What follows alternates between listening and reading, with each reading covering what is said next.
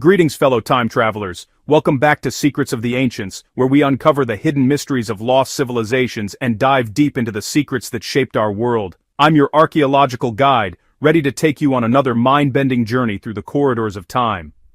Today's discovery will challenge everything you thought you knew about ancient Egypt. We're exploring the Great Sphinx of Giza, a colossal monument that has stood sentinel over the Egyptian desert for over 4,000 years. Guarding secrets that continue to baffle the greatest minds in archaeology. But here's what will absolutely blow your mind. Despite being one of the most photographed monuments on Earth, we know shockingly little about this enigmatic guardian. The mysteries we're about to reveal will leave you questioning everything you learned in history class. Before we unveil these incredible secrets, make sure to subscribe and hit that notification bell. Trust me, you don't want to miss the ancient mysteries we're about to reveal. Let's start with something that sounds like it came straight out of an adventure film, the theory of secret chambers hidden beneath the Sphinx. Picture this scene with me. A vast network of tunnels and hidden rooms lying dormant under the desert sand, waiting to be discovered for thousands of years. This isn't wild speculation, fellow explorers. This is based on real archaeological evidence that will make your jaw drop. In 1837, a French expedition led by Colonel Howard Weiss made a startling claim during their excavation. They allegedly discovered a secret door somewhere within the Sphinx complex, but here's the puzzling part that baffled researchers. They never revealed what they found inside. The expedition kept their discovery completely secret. For over 180 years, this mystery remained buried in the sands of time. Then in 2019, something incredible happened that changed everything. Modern, ground-penetrating radar technology revealed the existence of previously unknown tunnels beneath the Giza Plateau.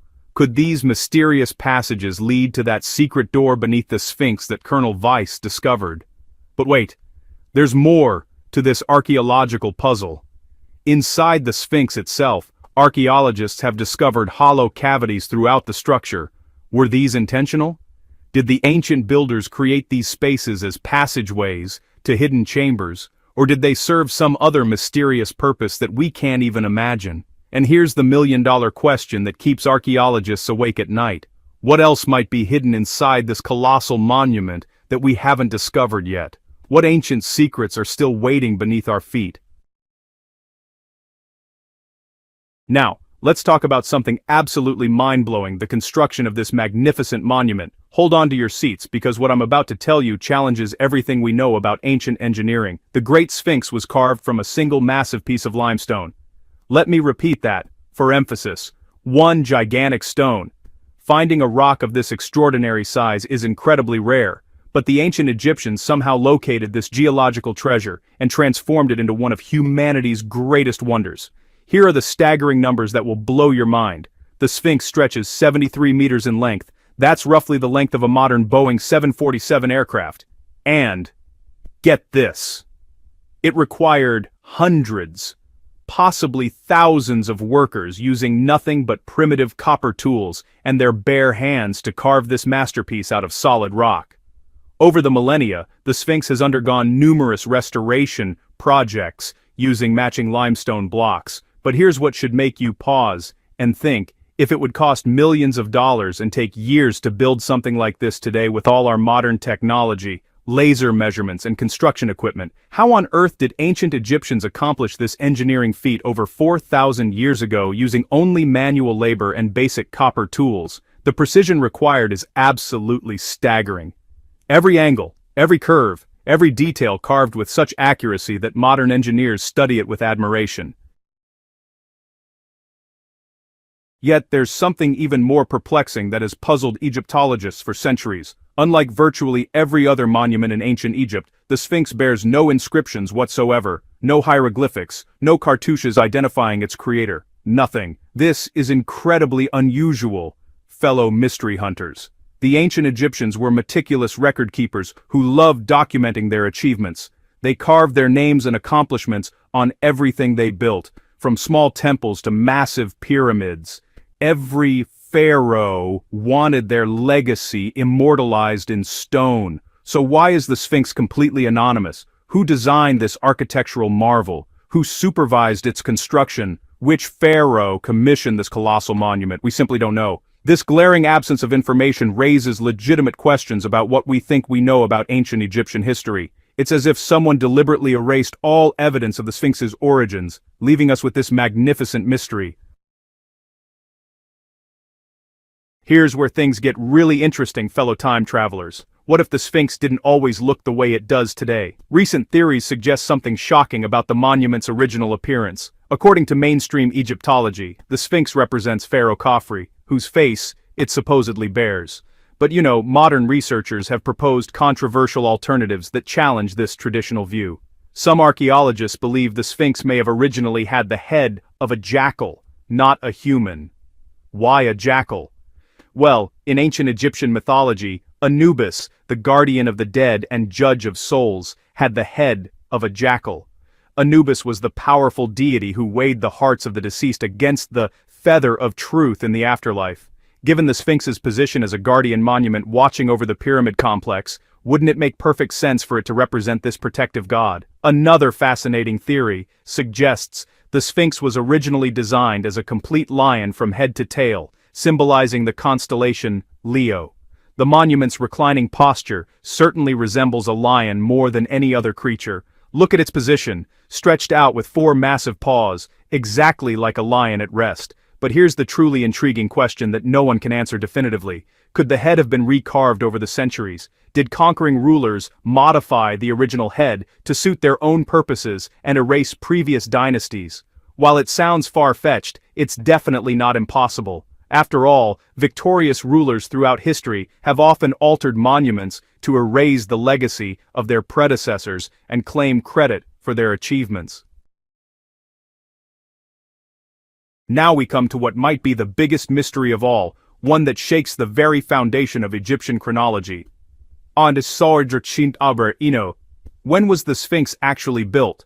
Most mainstream archaeologists agree it dates to around 2550 to 2500 BC, during the reign of Pharaoh Khafre. But here's the shocking problem. There's absolutely no solid evidence to support this dating. Think about this for a moment. We're talking about one of the most important monuments in human history, visited by millions of people every year. Yet we don't actually know when it was built. There are no contemporary records mentioning its construction, no ancient texts describing the building process, no inscriptions dating the monument, nothing. It's as if this colossal structure just appeared out of nowhere.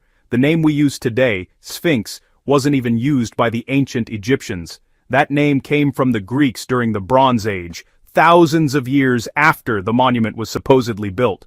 The ancient Egyptians called it Horem Akhet, which means Horus of the horizon, but even that name came from the New Kingdom period, potentially thousands of years after construction. Here's what makes this truly baffling. The ancient Egyptians were absolutely obsessed with recording their architectural achievements. They documented everything from small chapels to massive pyramid complexes. Pharaohs competed to have the most impressive monuments with the most detailed inscriptions. So why is there complete silence about the construction of this colossal monument? Were the records deliberately destroyed? If so, by whom and why? Or is there a more shocking explanation that challenges our entire understanding of ancient history? Could the Sphinx predate the conventional timeline of Egyptian civilization by thousands of years? One of the most frequently asked questions about the Sphinx is this: what happened to its nose? The answer to this seemingly simple question opens up a labyrinth of theories, accusations, and historical detective work. So let's dive in. First, there's the Napoleon myth. Popular legend claims that Napoleon Bonaparte's troops used the Sphinx for target practice during their Egyptian campaign in 1798, blasting off its nose with cannon fire.